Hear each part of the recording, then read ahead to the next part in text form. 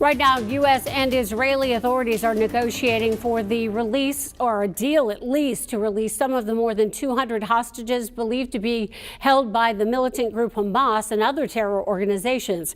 Israel's Prime Minister Benjamin Netanyahu says he won't talk about a ceasefire, but he did acknowledge the need to demand the hostages' release. I said that we're going to pursue the battle to destroy Hamas to its end. But I also said that the only ceasefire that we would consider is one in which we have our hostages released. It comes as the World Health Organization is calling for actions to stop attacks near Gaza's hospitals, calling them, as you see here, scenes of death, devastation, and despair. The death toll does continue to climb in Gaza, now topping over 11,000, but that's according to the Hamas-run Gaza Health Ministry. Doug Williams reports from Tel Aviv.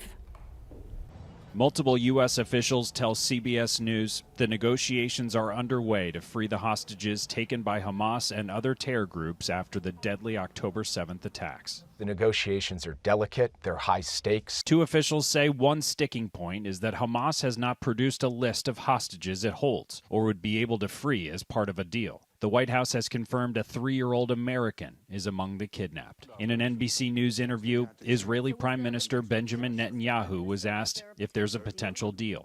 There could be, but I think the less I say about it, the more I'll increase the chances that it materializes. As diplomatic negotiations continue on several fronts, the situation inside Gaza City hospitals, we're told, is increasingly dire. Caught in the crossfire is Gaza's largest hospital, Al-Shifa, which the World Health Organization says is no longer able to function, with deaths mounting.